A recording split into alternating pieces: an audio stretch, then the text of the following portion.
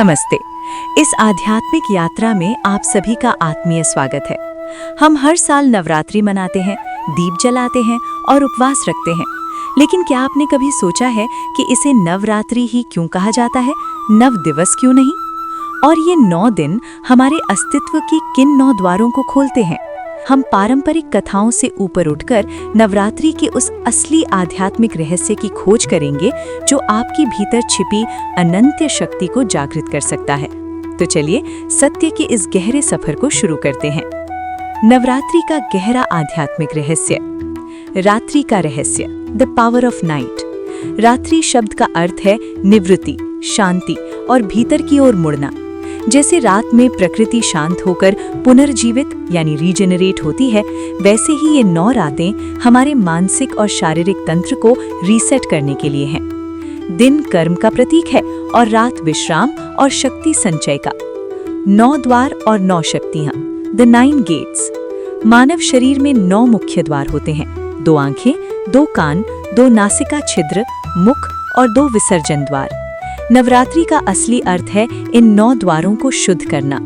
जब ये 9 द्वार शुद्ध होते हैं, तब हमारे भीतर की 10वीं शक्ति कुंडलिनी या आत्मशक्ति जागृत होती है। शून्य से सृजन, क्रिएशन फ्रॉम जीरो। नव का एक अर्थ नया भी है। इन 9 रातों में हम अपने पुराने संस्कारों, क्रोध और अहंकार को शून्य करते हैं, ताकि हम एक नया और अनंत जीवन शुरू कर सकें। ये स्वयं के पुनर्जन्म की प्रक्रिया है। 3 गुणों का संतुलन, the Trinity of gunas. Navratri के 9 दिन 3 हिस्सों में बटे हैं। पहले 3 दिन तमस यानी जड़ता या आलस्य को खत्म करने के लिए माँ काली।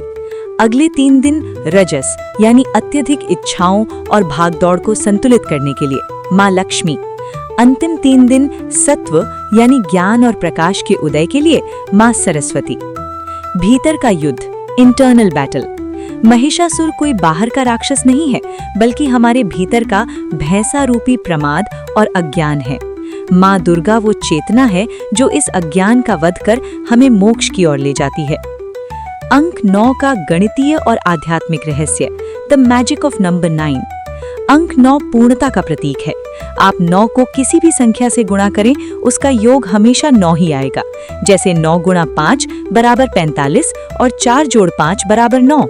ये दर्शाता है कि शक्ति अनंत्य है, वो बदलती नहीं, केवल रूप बदलती है। नवरात्रि के 9 दिन हमें उस अपरिवर्तनीय सत्य से मिलाते हैं। सिंह यानी शेर पर सवार होने का गुप्त अर्थ क्या है? माँ दुर्गा का वाहन शेर क्यों है? इसके पीछे एक गहरा मनोवैज्ञानिक रहस्य है। सिंह अहंकार, क्रोध और पाश्विक प्रवृत्तियों का प्रतीक है।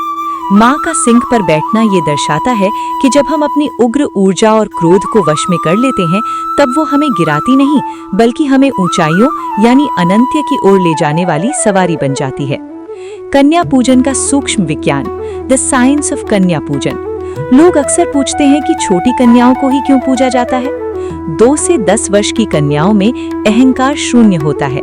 उनकी चेतना अभी संसार के विकारों से मुक्त होती है। कन्या पूजन का अर्थ है अपने भीतर के शिशु भाव को जागृत करना।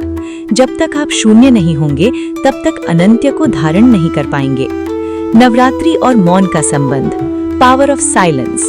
इन 9 रातों में मौन का बहुत बड़ा महत्व है। बोलना ऊर्जा का व्यय है। इन 9 रातों में कम बोलना या मौन रहना हमारी ऊर्जा को मूलाधार से सहस्रार यानी टॉप ऑफ हेड की ओर ले जाता है। ये आंतरिक मौन ही शून्य की वो स्थिति है जहां अनंत्य नाद सुनाई देता है। संक्षेप में, नवरात्रि का असली संदेश ये है कि आप शरीर नहीं, आप वो अनंत्य शक्ति हैं जिसने इस शरीर को धारण किया है। इन 9 रातों में उपवास केवल भोजन का नहीं, बल्कि नकारात्मक विचारों का करना है। तो इस बार की नवरात्रि केवल बाहर की दीप जलाने के लिए नहीं, बल्कि अपने भीतर के शून्य को पहचान कर अनंत ज्योति प्रज्वलित करने के लिए हो। उम्मीद है आज के इस दिव्य बोध ने नवरात्रि के प्रति आपके दृष्टिकोण को एक नई गहराई दी होगी। इस दिव्य आध्यात्मिक यात्रा में हमारे साथ बने रहने के लिए आपका बहुत बहुत धन्यवाद। यदि आज की ये जानकारी आपके हृदय को छू गई हो, तो इसे अपने प्रियजनों के साथ साझा करना ना भूलें। जल्द ही फिर मिलते हैं एक नई आध्यात्मिक यात्रा के साथ। तब तक के लिए अपना और अपने प्रियजनों का ख्याल रखिए। यहाँ दी गई जानकारी विभिन्न शास्त्रों, पुराणों, प्रामाणिक पुस्तकों, हिंदू दर्शन और लोक मान्यताओं पर आधारित है तथा सभी जानकारी सामान्य ज्ञान, शैक्षिक उद्देश्यों एवं सामान्य जागरूकता बढ़ाने के लिए है।